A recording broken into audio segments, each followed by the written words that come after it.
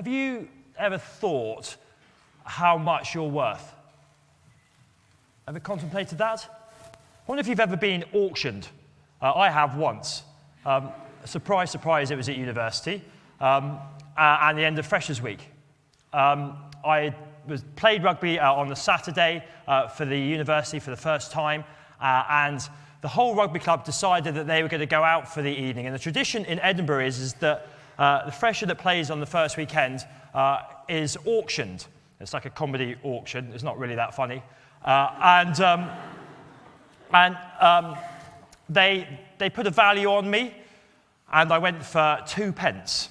It was double the value of the guy the year before, so I was pleased with that.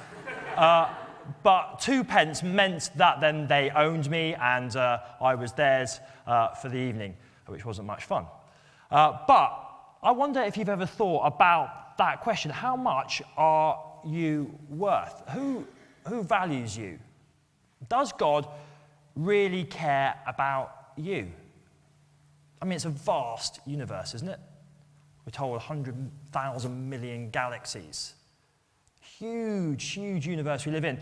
And there's 7 billion people on this planet. That's a lot. That's a lot of people. And there's been people from generation to generation, and you're just one of those people. And now you're sitting in one of the towns, in one of the countries, in one of the buildings. Does God really care about you and about me? Very often it's a question that we don't think about all day, every day, but perhaps it's something that you ponder at night time, or when you're feeling down or low, or when things go wrong. Is God there? And if he is, does he care about me? Well, we're going to look at what may have seemed to you like a strange part of Jesus' story, and look at how he sees people. Look at what he says and the extraordinary thing that he does. So let's start right at the beginning, where the big number 13 is. And it starts like this. It was just before the Passover festival. Jesus knew that the hour had come for him to leave the world and go to the Father. Having loved his own who are in the world, he loved them to the end. You see, that word love defined who he was. This was a man that loved these guys that were in front of him. These 12 disciples, we know them as. And he loved them all the way through this account, and he loved them right to the end. As you'll see as we continue, he loved them right to the very, very end. In fact, he showed that through his end. And here we then have their final meal together. It's known as the Last Supper. And here they are, sat down. They don't know it's the last meal. He does. He knows his time has come. And they're talking and they're eating. And Jesus knew, verse 3, that the Father put all things under his power, and that he had come from God and was returning to God. He knew who he was. And for a number of years, they'd been trying to work out who he was. They'd seen him do some incredible things, say some amazing truths, and as we heard last night, even raise a guy from the dead. And over a period of 3 years, this bunch of men, they'd really got to know this guy Jesus. And they realized that he's no ordinary person. And he knew that he was God himself, and that he'd come from heaven to earth, and that he had come for a purpose, and that he was a king. I don't know if you've ever met royalty. I met the Queen once. Very exciting. She came to our school to open a building, and it was incredible the amount of preparation that went into about an hour and a half of activity. We had a full dress rehearsal. So the whole school stopped for a morning, and we had an actor or actress come in, and an actor, so we had Prince Philip as well, and they were actually lookalikes. It was incredible. Yeah, I mean, they really went to town, and we weren't even allowed to pretend that they were actors and actresses. We had to pretend that this was the real deal. And so they came in a proper car and everything, and they met, and we did the whole thing. So even the part of the building that I was showing the Queen round, we had to act it out. And it all went relatively smoothly. There was a few hiccups, but the dress rehearsal went fine. And then the actual day came. Very exciting. She's a lot smaller than you think she is. As she's coming towards me, and I knew it was my section of the building to show around, and the projects are on the wall, you know, the deal. And all I've got in my mind is ma'am, jam, because it's not ma'am, it's ma'am. That's what you're told. And you've got this drilled into you, but I kept wanting to say ma'am and not ma'am. I was getting a bit of bead on, just even thinking about it as she was walking towards me. And she came, and I got it right, which I was thrilled about. And the problem was that I not only got it right and talked to her and kept talking to her, but I forgot to let go of her hand. So we're walking down this part of the building, and I've still got her hand. To the point when one of her security guys came up to me and went, son, let go of her hand. And then, of course, then you want to apologize, and it all gets a bit awkward. And I guess when I look back on it, I got so nervous because she's the queen. She's our queen. We love her.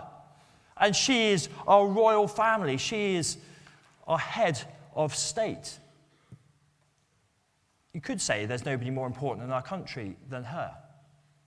And it was my role to look after her, to serve her and help her understand that part of the building.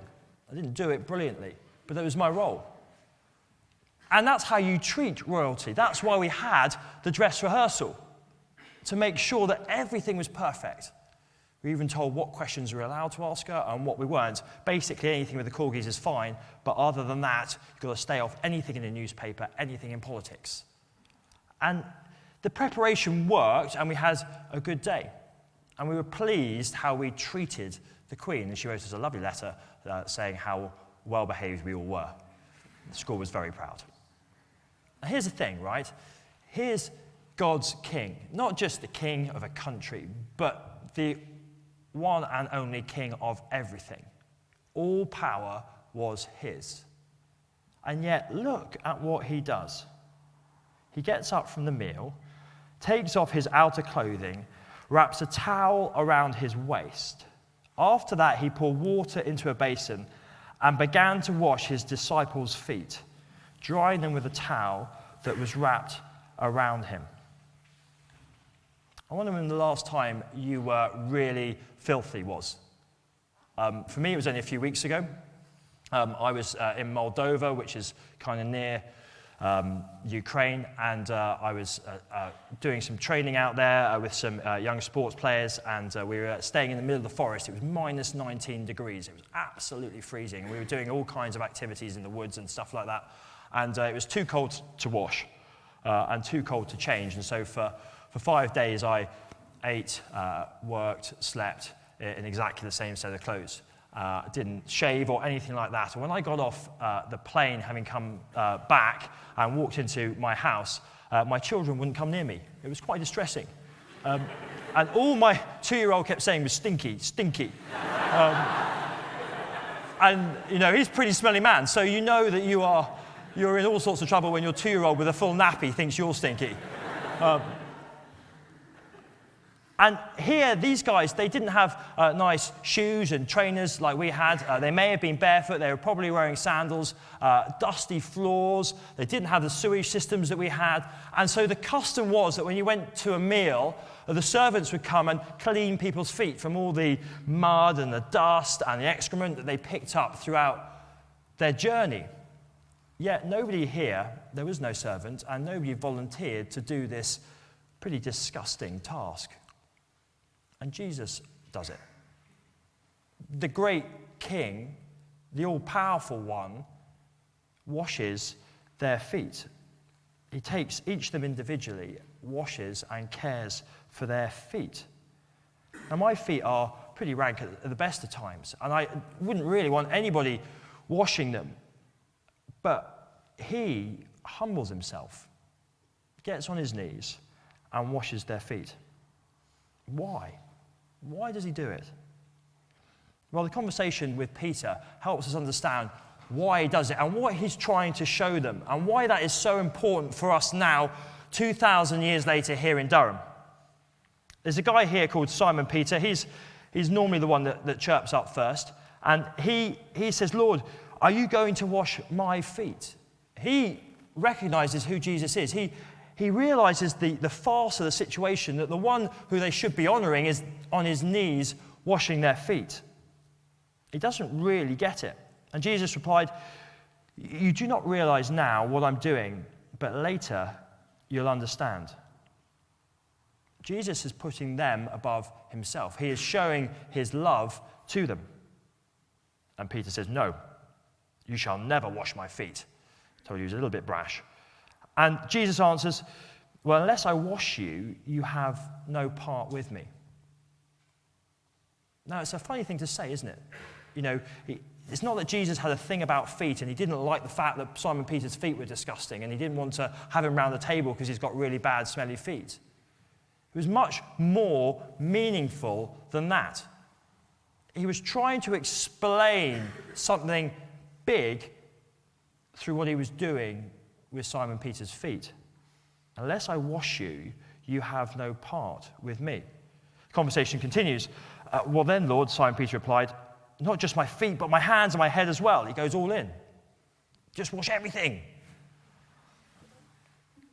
Jesus answered, "Those who have had a bath need only to wash their feet. Their whole body is clean." Now, when we think of God, when we think of Jesus, when we think of the Christian faith, we think it's about us washing ourselves, don't we? We think about it being a set of rules or things that we do to make ourselves clean for God. And God surely doesn't accept us and value us, does he? When God looks at me, am I worth anything to God? If he only knew about what I did just the other day. And what if he knew about what I was thinking just a few minutes ago? What if he knew everything I'd ever done? What if he knew the worst things, the worst thoughts?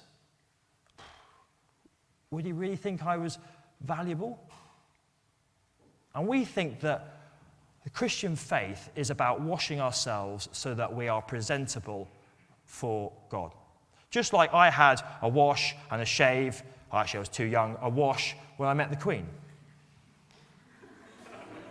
You wouldn't turn up stinking, would you, like I was from Moldova to meet the Queen? It just wouldn't be acceptable. And we sometimes think God's like that. We think that we just have to get ourselves to a point of cleanness and then he might value us, but he's going to value that person a lot more than me because they're less filthy than I am. I once, I've got a friend, and he decided to row the Atlantic. He'd never been in the boat before.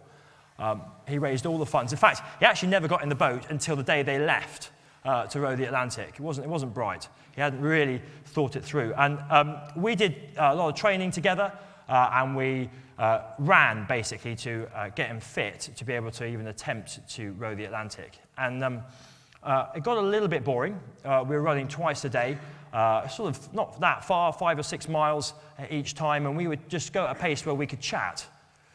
And we know each other from a long time, and he knows that I'm a Christian, and he knows that I do this a bit, come and talk to people about Jesus. And so he said, okay, we kind of run out of our general banter, so why don't you, it's quite blunt, why don't you, he was basically saying you're boring, wasn't he? Why don't you give me one of the talks that you're going to give as we run? I'm thinking, great, I've got to run and think and talk all at the same time. And so for a while, we just kept doing this. And one of the times he just stopped and he said, here's the thing. He said, I think Jesus existed. I think that he lived. I think that he was a good man. I'm willing to consider that he may have been God himself. But here's the reason, Greg, I can't be a Christian. He said, because I can't live like you live. I was devastated. I was devastated because I obviously hadn't explained it clearly. I obviously hadn't communicated to my dear friend who Jesus really was and what the Christian message is all about. He thought it was about getting himself clean and presentable, and only then would he be loved and valued by God. But here you see that Jesus says, unless I wash you, you have no part with me. It's Jesus that does the washing. It's Jesus that does the cleaning.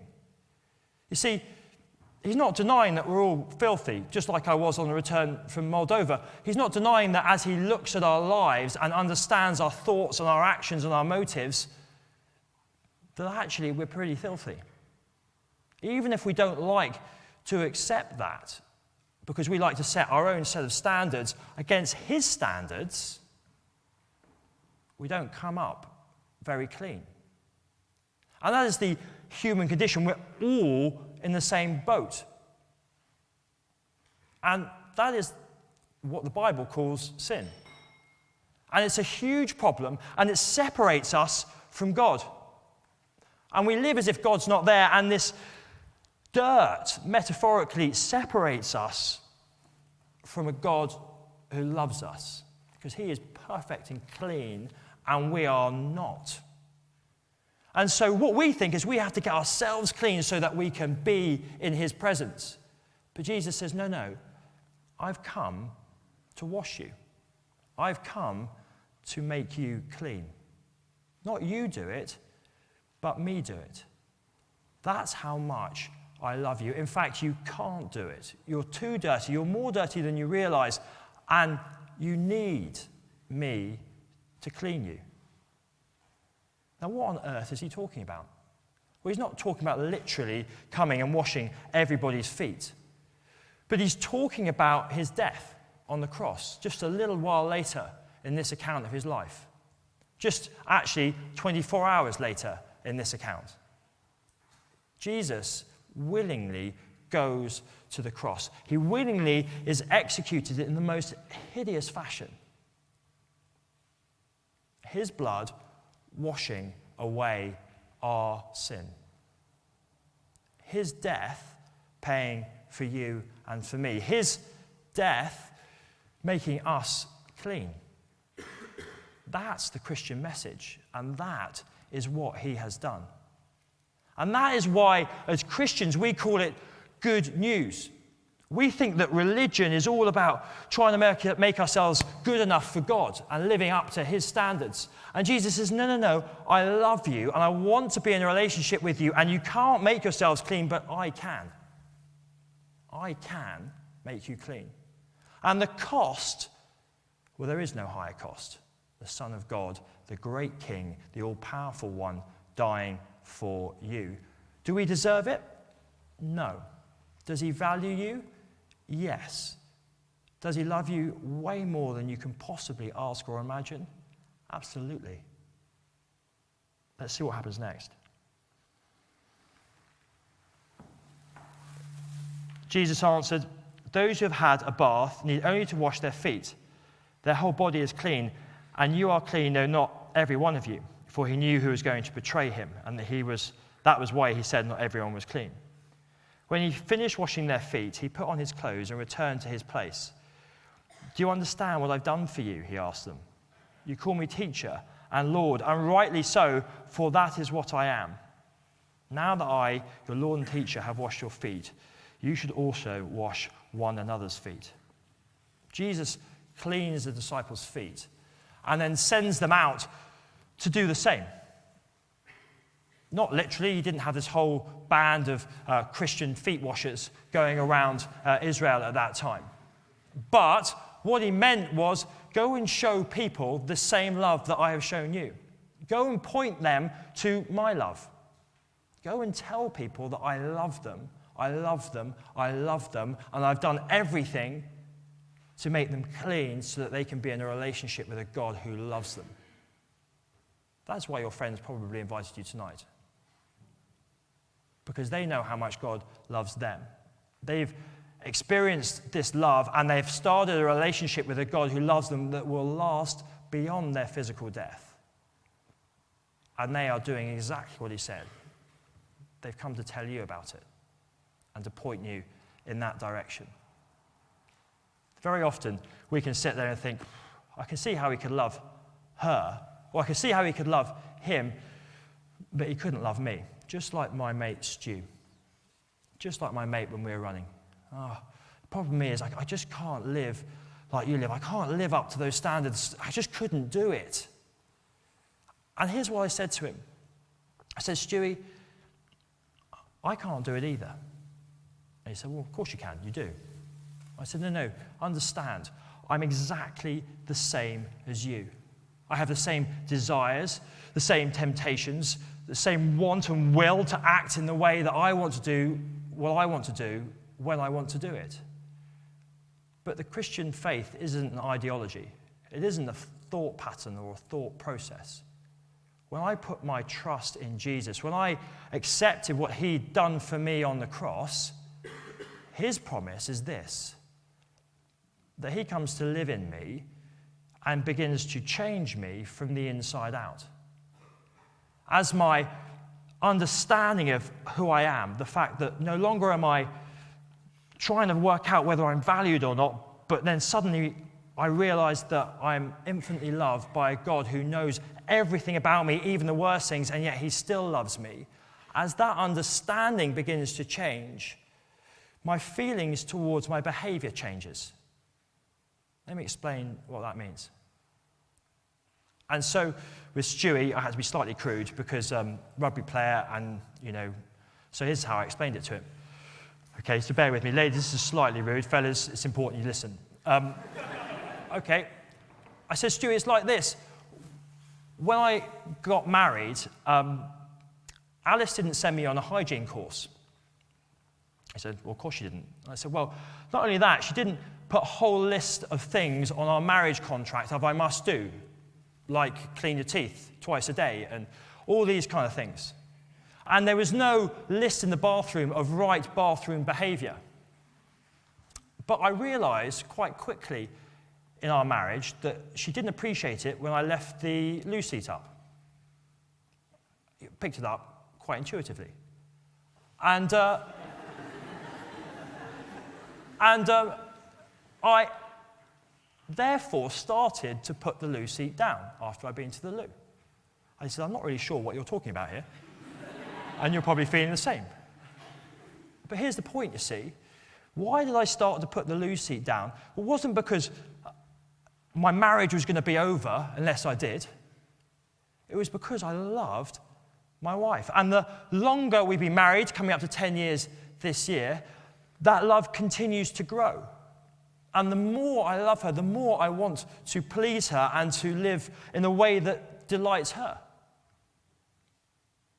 Just the same with the Lord Jesus.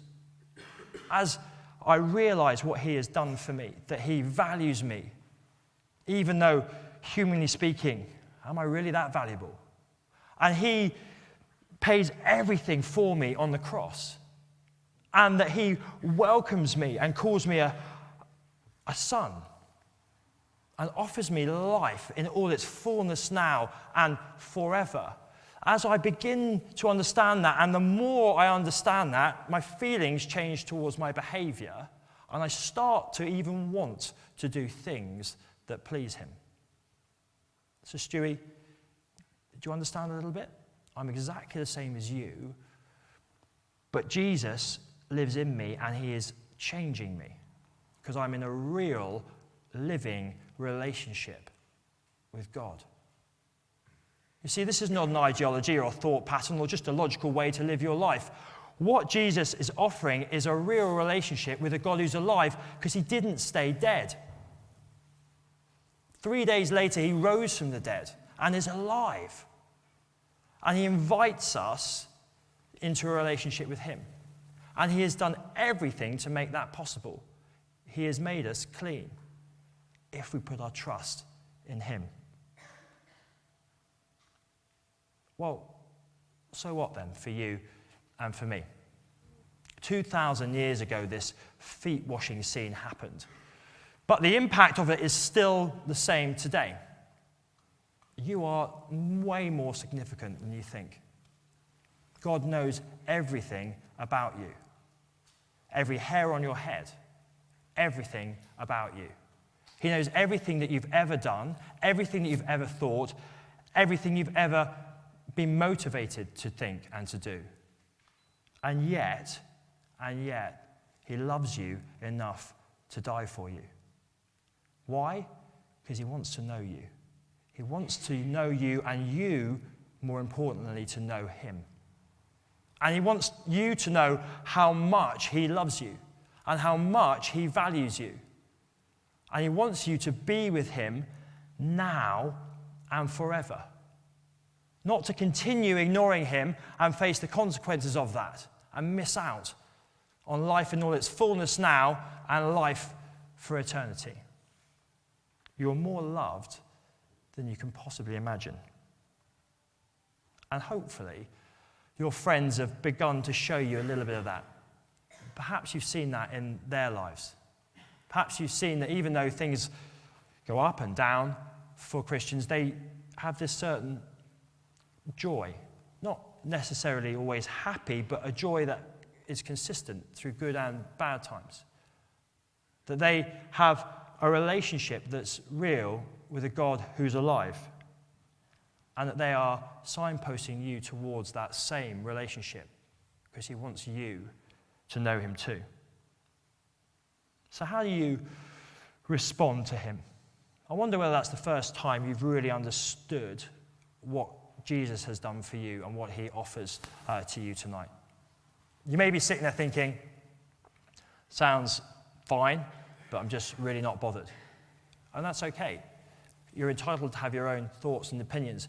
But please can I challenge you to really look closely, to be absolutely sure you know who this guy Jesus is. That you have not just ignoring him because it's just uncomfortable and you want to keep doing what you want to do. And you're not just ignoring him because you're living off other people's thoughts and information. Have a look at him yourself. Take away the little books you've been given and just read that one account from start to finish of his life. Or perhaps you're sitting there going, I think it is true, but I've got a few little questions, and I just want to have the opportunity to ask them. Well, if that's you, then please take the opportunity while you're here. There's your friends, there's the CU, there's guys from churches, there's lots of different talks and courses that you can go to which unintrusively help you really look at who he is and the evidence for what he has done for you. Don't miss that opportunity. Life gets faster, and now is a great time to do it. But perhaps you're sat there tonight and you're thinking, I didn't realize that he knew me. I didn't realize that he loved me that much. I want to know what that feels like. I want to be in a relationship with a God who's alive. I understand that I don't deserve it, but I see what he has done and his love for me. Well, you may be thinking, what is the next step? What do I do? What do I have to do to make myself clean? It's not about what you do. It's all about what he's done. And our response is to say sorry, to turn to him, and to put our trust in him. It's as simple as that. So what I'm going to do is I'm going to do what Christians call pray. It means talking to God. All I'm going to ask you to do is close your eyes. You don't have to do this, but for respect of everybody else, I'd ask you to do the same. And what I'm going to do is I'm just going to talk to God as if I was you. And if you are sat there and thinking, do you know what, I'd like to respond to him, then please echo it in your own heart. Here we go. God, I thank you that you know me, that you know everything about me. I thank you that though you know all my dirt, you still love me. Thank you that you sent Jesus to die in my place. Thank you that his death makes me clean. Please forgive me.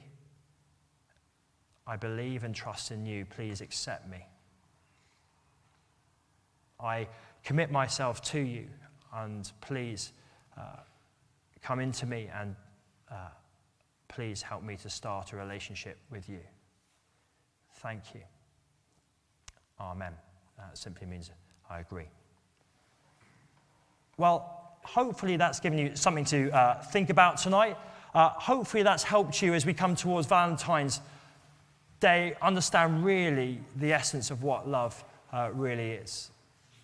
And what we're going to do now is we're going to have some more music playing. And what I'd love you to do, just for a little while, is turn to the person next to you and say, ask them where they're at. What do you think?